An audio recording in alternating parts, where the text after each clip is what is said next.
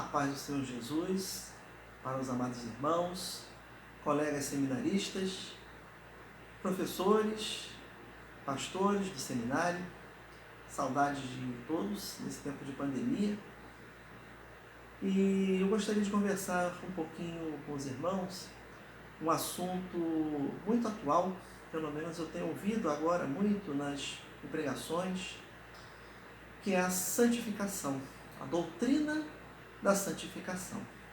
A palavra de Deus ela é sempre atual, ela se renova a cada dia, mas é um assunto que eu tenho visto que está sendo bastante difundido, bastante ensinado, e se faz um pouco de confusão, ou não se tem um bom entendimento a respeito desse assunto. Tanto é que as primeiras igrejas elas faziam muita confusão com esse assunto.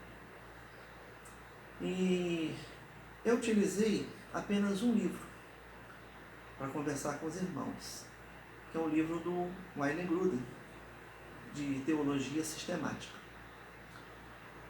Queria dizer para os colegas seminaristas que não ficassem presos apenas a um livro. Tá? Eu, particularmente, eu gosto muito desse livro e me identifico muito com ele. E achei esse assunto muito bem explicado no livro do Wayne Grudem. Inclusive, todos os slides que os irmãos vão ver aqui foram tirados desse livro. Então, eu usei esse livro e a Palavra de Deus, que é a Bíblia Sagrada.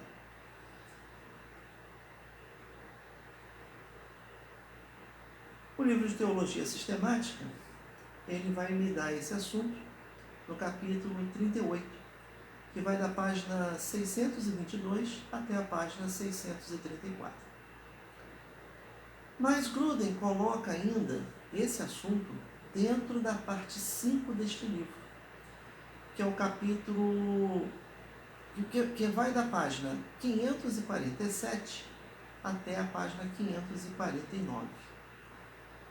E esse assunto, a santificação, ela está contida dentro de outros assuntos, onde ele começa com a graça comum. Mas o que interessa a nós aqui, o que nós vamos conversar um pouquinho hoje, é sobre a doutrina da santificação. A editora é a editora Vida Nova. Então, a santificação, ela está contida ainda dentro, como eu disse, da página 547 a 549, que é a doutrina da aplicação da redenção. E Grudem, ele faz, dentro da santificação, ele faz duas perguntas que eu achei muito interessantes. Como avançamos em direção à maturidade cristã? Ao longo do que nós vamos discutir aqui, nós vamos ver que esse amadurecimento, ele é muito importante durante o processo da santificação. Uma outra pergunta: quais são as bênçãos do crescimento? Em outras palavras, o que eu poderia ganhar com isso? Mas, se tratando de teologia, nós esperamos alguma coisa de Deus. Ou, pelo menos, durante esse processo, nós vamos ser enriquecidos com as bênçãos de Deus. Então, santificação, ela dá uma ideia de movimento, dá uma ideia de coisas que estão acontecendo. Mas qual é a origem dessa palavra? Santificação vem de uma palavra chamada kadosh, que é santo. Santo, kadosh, quer dizer separado. Separado do mundo, separado do mundo onde existe o pecado. Mas a palavra kadosh, ela tem um substantivo que é kadoshá. Melhor ainda, kadushá, que quer dizer santidade. Então, esse substantivo, ele nos dá uma ideia de qualidade. Então, santificação é um processo que vai chegar a um ponto que nós atingimos a santidade e nos tornamos santos. Eu quero mostrar aqui um quadro de Michelangelo que ele mostra alguns detalhes que eu quero conversar aqui com os irmãos. Deus e o homem cooperam para a santificação. Vejamos aqui. Esse é um quadro, né? É um afresco que está pintado na Capela Sistina, em Roma, e mostra Deus se esmerando, querendo tocar, né, aqui a mão de Adão. E Adão está caído, está como se estivesse acordando agora, o seu dedo ainda não, a sua mão não consegue ainda ficar estendida, né? E os dedos aqui, eles não se tocam. Por quê? Né? Existe um processo entre Deus e o homem. A salvação, ela vem para todos. E nós vamos ver que Cristo nos justificou. Mas a santificação, ela é um processo que nós temos que ir aprimorando a cada dia na nossa vida cristã. Bom,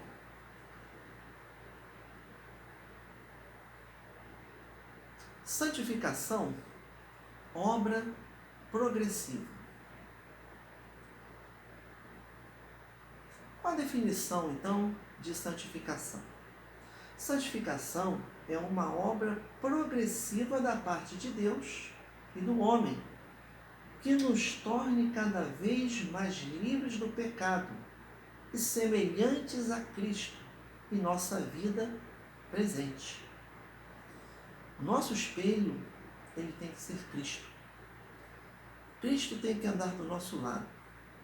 Tudo que nós fazemos, tudo que nós pensamos, nós temos que ter Cristo ao nosso lado.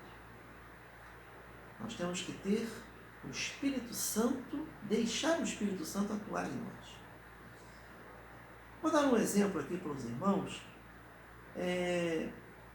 Você vai a um supermercado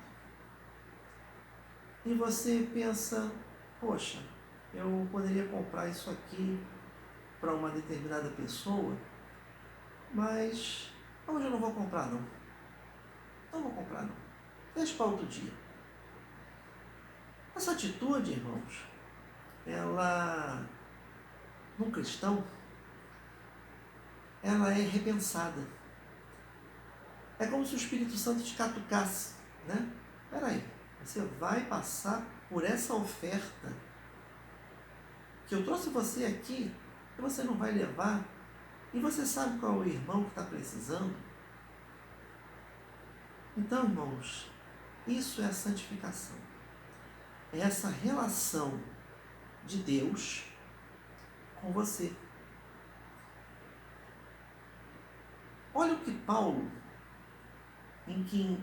no ano 55, na sua terceira viagem, né? No ano 55, depois de Cristo, na terceira viagem missionária, olha o que ele fala aqui em Corinto. A igreja de Deus que está em Corinto, aos santificados em Cristo e chamados para serem santos, juntamente com todos os que estão, todos, né, em todo lugar, e invocam o nome do nosso Senhor Jesus Cristo, Senhor deles e nosso. A todos que buscam a Cristo, ele chama aqui de santificados, chamados para serem santos. Deus é santo e só vai ter contato com Deus os santos. Então, nesse processo, ainda não podemos ser chamados de santos, porque santo, neste mundo de pecado, ainda não podemos ser. Eu vou mostrar isso mais à frente num gráfico que explica muito bem essa parte. Mas o que chama a atenção aqui é que Paulo chama os santificados em Cristo que estão em Corinto. E se os irmãos continuarem a ler, aqui no caso 1 Coríntios, capítulo 1, e seguirem o 2, o 3, seguirem até o final, Paulo vai dizer que essa igreja ela é muito abençoada. Ela tem dons revelados. São pessoas especiais, são pessoas que buscam a Deus e os dons são revelados e são postos em prática. E ele diz que essa igreja ela cresce em conhecimento na palavra e conhece no entendimento da palavra. Mas também nessa mesma igreja existem vários problemas doutrinários, ciúmes, uns querem ser de Paulo, outros querem ser de Apolo, mas o processo da santificação é esse. É que quanto mais você busca a Deus, mais Deus te dá dons, e esses dons, eles são desenvolvidos e eles são postos em prática.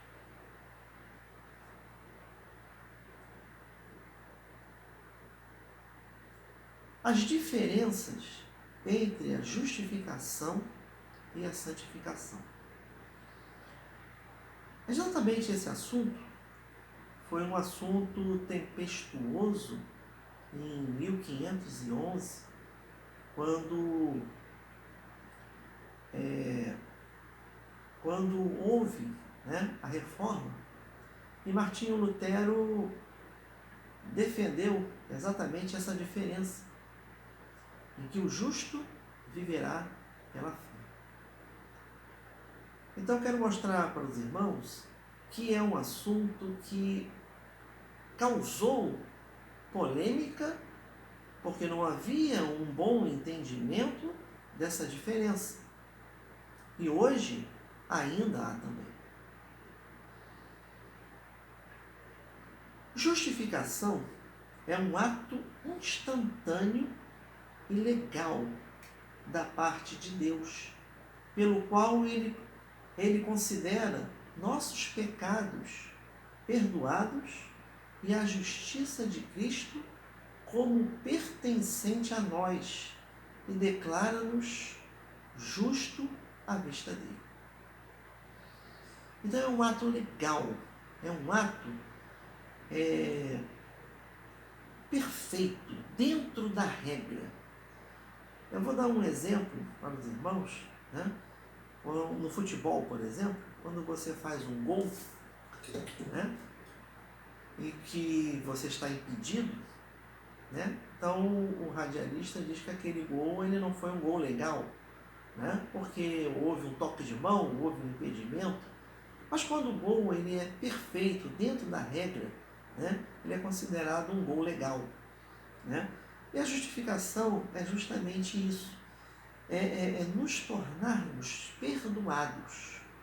Isso aconteceu através de Cristo para todos.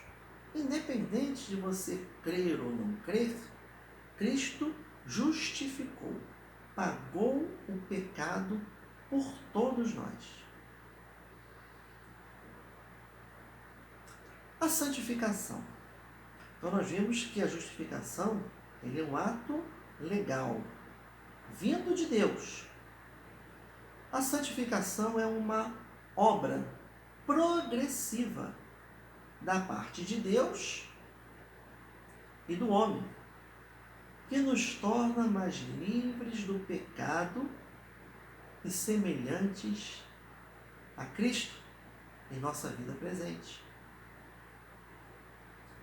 Nós vamos ver um pouquinho mais à frente, porque isso também depende de nós.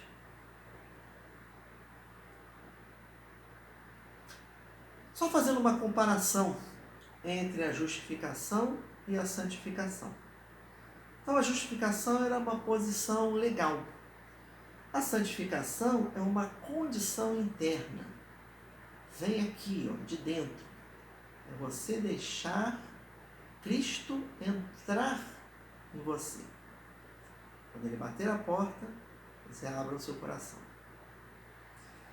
A justificação é de uma vez por todas. Tudo que Deus faz é perfeito e é eterno. A santificação, ela é contínua por toda a nossa vida. Então nós não temos ainda, né, a capacidade de nos chamarmos santos, mas estamos no processo para atingir essa, vamos supor, né, vamos dizer, essa qualidade de santo. A justificação ela é uma obra inteiramente de Deus. A santificação, nós cooperamos. Precisamos cooperar. Perfeita, a justificação é perfeita nesta vida. E a santificação não é perfeita nesta vida. Nós vamos ver que existem altos e baixos, porque não vamos estar livres do pecado.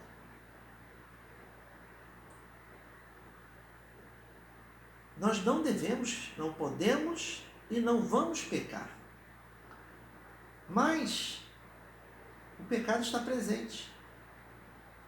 E o diabo, ele está ao derredor, procurando a quem dragar, a quem der liberdade para ele atuar. E esse caminho da santificação, ele pode ficar um pouco tortinho. A justificação é a mesma em todos os cristãos, para todos os cristãos. A santificação ela é maior em alguns do que em outros. Existem, né? Porque a santificação é um processo. Então, algumas pessoas, como é um processo, alguns estão mais à frente, outros estão começando, outros, né, têm uma maior dificuldade para dominar a sua carne. Então, vamos ver isso mais à frente.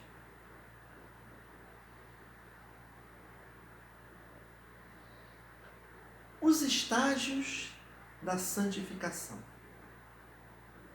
Existem estágios? A santificação tem um começo definido na regeneração. É por isso que Gruden, ele coloca a santificação dentro da parte 5 do livro, né? Que vai lá da página 547 à página 549, é o início, né, da regeneração. E eu queria destacar com os irmãos aqui, dentre os versículos que eu coloquei, 1 João capítulo 3, versículo 9. Mas antes, vamos só lembrar o que é regeneração. Regeneração é um ato secreto de Deus pelo qual Ele nos concede nova vida espiritual. Aí, nós vamos entender isso aqui. 1 João, capítulo 3, versículo 9. Qualquer que é nascido de Deus não comete pecado. Não comete pecado. porque a sua semente, a semente de Deus, permanece nele e não pode pecar, porque é nascido de Deus. Então ele diz que Deus, quem é nascido de Deus, não comete pecado. Ou seja, o que quer dizer isso? Quem é nascido de Deus, ele vai passar por tentações. Mas, quando você percebe que está sendo envolvido em alguma coisa ilícita, aquilo que foge à palavra de Deus, como eu disse, Cristo tem que estar ao nosso lado. E você perguntar o tempo todo: Senhor, Cristo, isso aqui eu posso fazer? Eu posso continuar fazendo? Cristo vai bater no seu ombro, vai dizer assim: não, meu filho, não faz isso não. Então, o pecado, ele não é cometido. E se ele for, ele não vai chegar ao ponto final. Ele não vai ser concluído. Essa é a diferença do cristão. Como eu disse, então, são os estágios da santificação. Então, nós temos a santificação, tem um começo definido, a regeneração. Nós vamos ver isso nesse gráficozinho que eu vou mostrar agora. A santificação aumenta por toda a vida. Quero destacar aqui para os irmãos, 2 Coríntios, capítulo 3, versículo 18. Mas todos nós, com o rosto descoberto, refletindo como um espelho a glória do Senhor, somos transformados de glória em glória, na mesma imagem, como pelo Espírito do Senhor. A glória, ela é de Deus, ela não é nossa. Mas somos transformados de glória em glória. Isso mostra um crescimento com a glória de Deus dos que são, dos que permanecem, dos que buscam a santificação.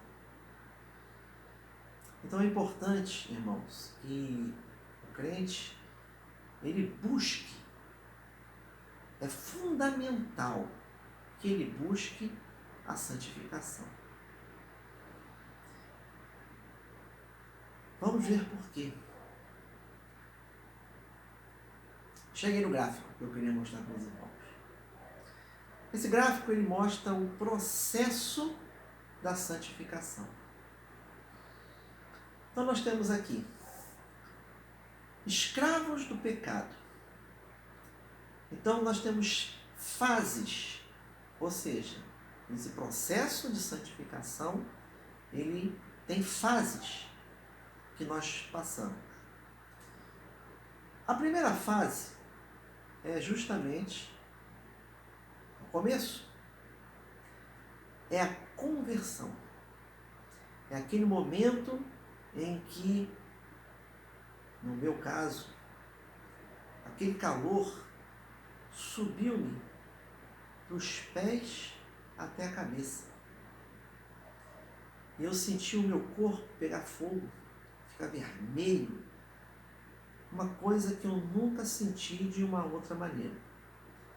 Então, esse momento é o momento que você é transformado.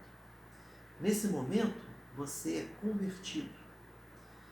E repare que nós temos uma linhazinha que éramos escravos do pecado. E passávamos por uma vida completamente sem conhecimento de Cristo, sem conhecimento do Pai, sem conhecimento do Espírito Santo. Ou seja, tínhamos uma vida de pecado, uma vida mundana, o contrário do que nós vimos do Kadosh, que é o separado. Nós temos que ser separados para quê? né? Para termos comunhão com Deus e servi-lo com alegria. Então, na primeira etapa aqui é a conversão. E depois nós entramos no crescimento. Crescimento em santidade. Ou seja, passamos agora a ter uma vida cristã. E essa vida cristã, ela vai mexer com o nosso intelecto, ela vai mexer com o nosso físico. Então, vamos ver isso mais à frente. E nós vai mexer também com a nossa psique. Nós vamos ver isso mais à frente, que é a nossa vontade. E uma terceira fase, né? Aperfeiçoada, ou seja, a santidade perfeita, ela só é aperfeiçoada, ela só fica pronta na morte. Enquanto vivemos nesse mundo, nós estaremos sujeitos ao pecado. Então, existe essa linhazinha, né, tortuosa aqui na linha do crescimento em santidade, porque existe altos e baixos. Mas a sua escala ela tem que ser sempre progressiva.